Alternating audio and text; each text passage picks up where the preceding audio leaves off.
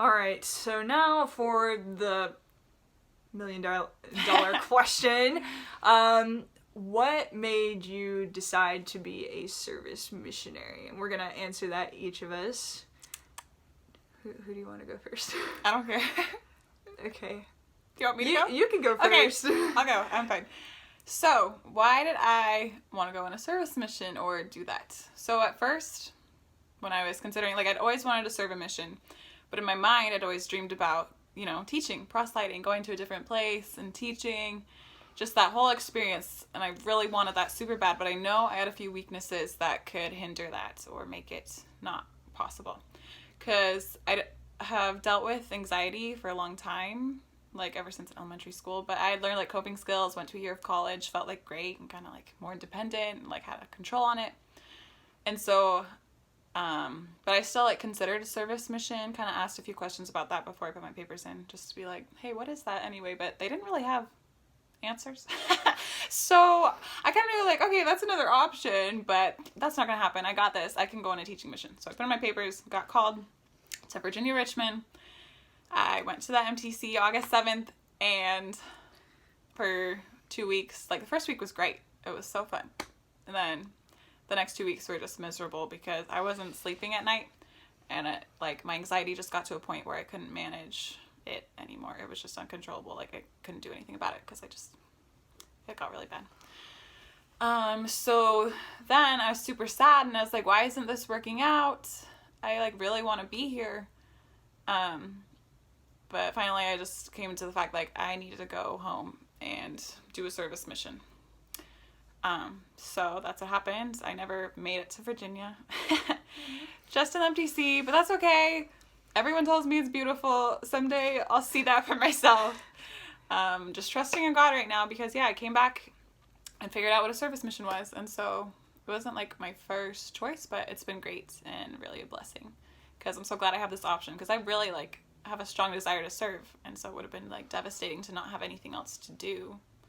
So I'm really glad for this option. And I have to say it was a hard transition because it wasn't what I was expecting for myself. And I did feel like I had failed. But I'm learning that we're all needed in God's work, whether we're focused on serving or focused on teaching. So I don't feel any less important now and definitely getting more comfortable in this call. So that's my story. Okay, my turn.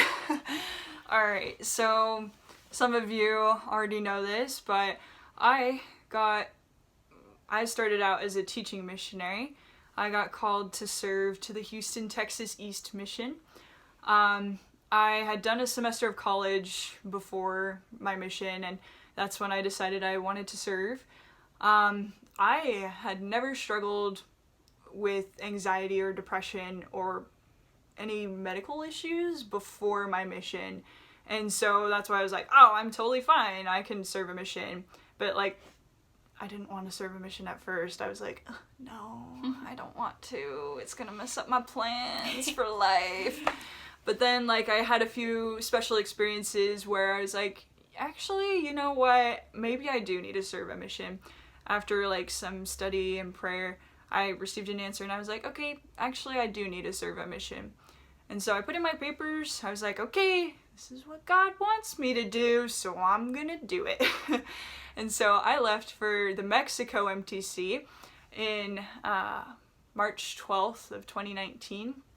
I was a Spanish missionary. I was learning Spanish.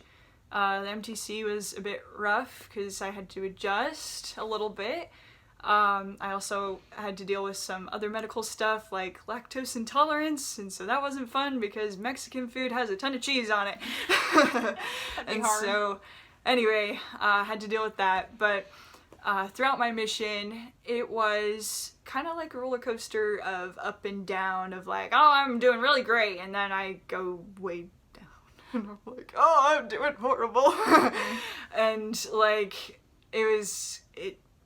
it would go up and then it would go down, and then a lot of times I would just think, I'm like, why do I have such a bad attitude about being a teaching missionary? I would go about all throughout the week, we would have great experiences, we'd teach people, And I was like, why am I having such a bad attitude? Why am I so sad all the time? Why do I feel nothing?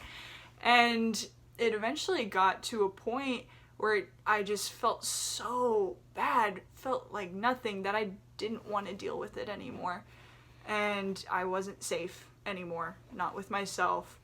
And so it was a real blessing for me to have a companion. And so that's really smart that the church has missionaries go 2 and 2, because I might not be here if I did not have her. But I realized that I could not stay on the mission any longer because it was just so bad. And so I had an interview with my mission president, and he was talking to me about all the things that I could do to stay on the mission, like try medication, do therapy, get a counselor, do anything to stay on the mission. And I had prayed about it, and I was like, do I need to stay? Do I need to go? I don't know. And I received an answer, and I felt good about it. And when my mission president was telling me all these things, he just left me there to sit for a minute, and I was just crying. And then he was like, okay, what does your heart tell you? And I was like, I want to go home. And that's what the answer I received when I prayed, is that I needed to go home. And I had served like 9 months in Houston, and I love Houston. I learned a lot from it, but it was time for me to go home. And so coming home, it was a little rough. I had a month where I just wasn't doing anything. I was going to the doctors. I was trying to figure things out. But they told me about service missions. And I was like, what the heck is a service mission? And so I was like, what is this? I was really skeptical about it. And like the mission leaders, they came over to our house and talked with me and my parents, and they're like, this is what it is and stuff like that. And we didn't have videos that we're making right now. And so I was like, I would have used a YouTube channel like this if they had it. But to be honest, I would not be a service missionary if it had not been for Sister Allen. Aww. Because we were friends before I was leaving so on happy our mission. she was coming to Washington. And like for me, I was like, I'm not doing this. No, I'm not doing this. But like when I saw her serving and she was just telling me about what it all is, I was like, okay, maybe I'll give it a try. And So glad you did. Yeah. Very happy. And so we're now both here. We're both like, you know, it's not what we had in mind Definitely. for serving a mission at first. Nope. That's okay though. But, you know, I think a service mission, you still learn from it because you still kind of get this spiritual high. People still look at us differently. They're like, you're different. What are you doing differently? And like, we're still in the world, but we're still not like exactly taking part in it either. Because like, we're still missionaries. We still serve. We're devoting our lives right now to not ourselves. We're devoting it to serving others and just serving God right now and not really focusing on ourselves. That's why we have those rules of not dating, not doing school, not doing a job, because it's necessary in life. You need to do those things. But right now, because we're young, because we have that opportunity to do so, because our parents are so nice and letting us stay at their houses while we serve and getting better. But we have this opportunity to serve and do something more than ourselves. And yeah. It's great. And it's so awesome. Yeah. And I've learned so much already, but I will say, like, I haven't stopped struggling. I still deal with depression. I still deal with anxiety. I'm not sure about you. I know you struggle sometimes. Yeah, sometimes, but it's definitely gotten a lot better. Yeah. But, like, I don't know. It's just a time for... It's just a really great... being able to better yourself, find out who you are, and serve others. So it's a great opportunity. I recommend it for anybody. Yeah. Sorry, I love Scottish accent. Oh, that's fine. That's fine. So yeah, hopefully you learned something more about service missions and know that, like, you should never be ashamed of, like considering that, or if you go on one, Mm-hmm. like you're still a missionary. You're You're called to serve. We're called to serve just the same as anybody else.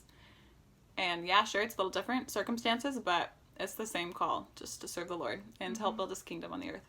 Yeah. So don't look down on service missionaries, please. Don't. I mean, yeah, just please don't. Don't. Just don't. Or any other, yeah, for whatever reason they're doing it, it's still a great call. So, Yeah. and so are teaching missionaries. All are great. Well, thanks you guys for listening. If you have any questions, feel free to put them in comments down below. We will try and answer those. Maybe make another video about it, because that's what we're doing right now, is making videos. But yeah, thanks so much for listening. We'll see you at the Thanks. next video. Bye-bye. Bye.